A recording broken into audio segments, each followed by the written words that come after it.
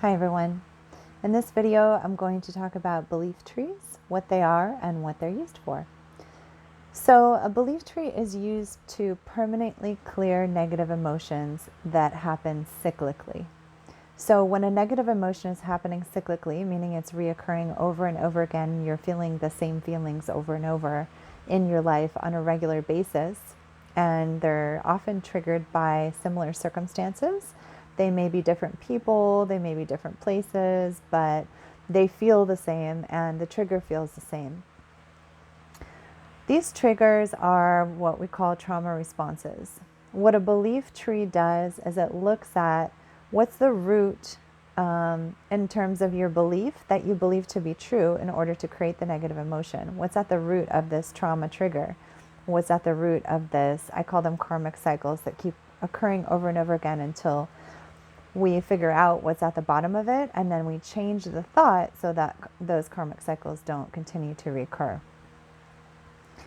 For example, if you have an experience where you feel abandoned as a small child, then you might have started to develop the belief that people abandoned you or people leave you.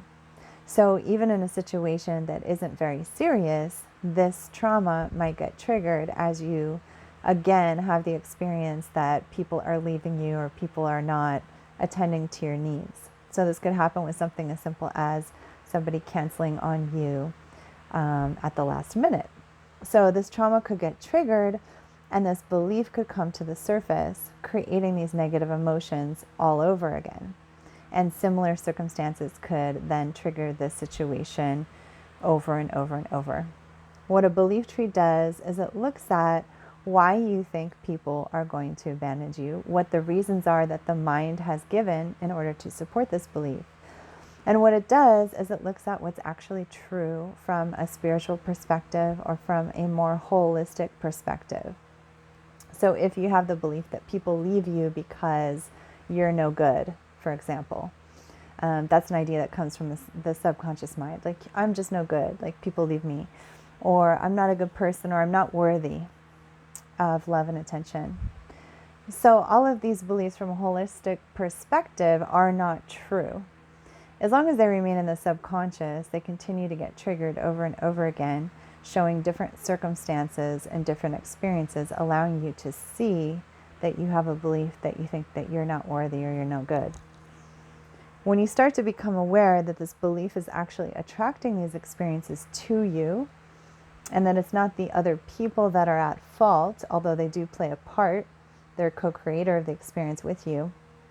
If you change your belief about yourself as being worthy, deserving of love, for example, that could be a belief that you could adopt instead. And you continue to reframe to that belief anytime you get triggered. So for example, if somebody cancels on you at the last minute and you're like, oh, I'm no good, I don't deserve love, I don't deserve people's time and attention.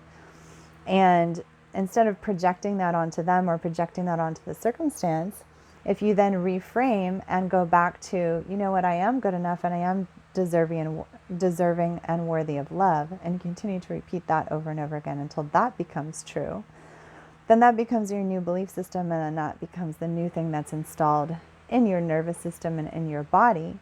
And that's the thing that ends up coming to the surface over and over again versus the abandonment wound getting triggered and bringing that negative emotion of sadness, feeling of not being worthy, not being good enough, coming to the surface over and over again.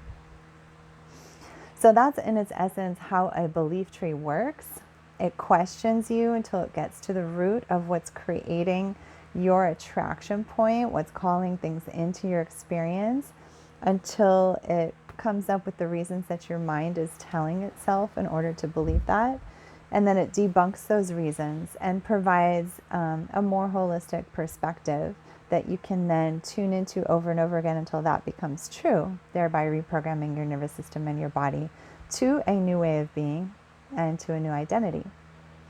I hope that helps to explain belief trees. I use belief trees all the time with clients. I use belief trees as part of the group coaching work that I do, and I use belief trees on myself. This is work that was developed and honed by Nick Bro. He has a whole program teaching this, and if you want more information on that, I'll put a little link below. You can also send me a message, and I'm happy to share all of the amazing work that he's doing to support this process.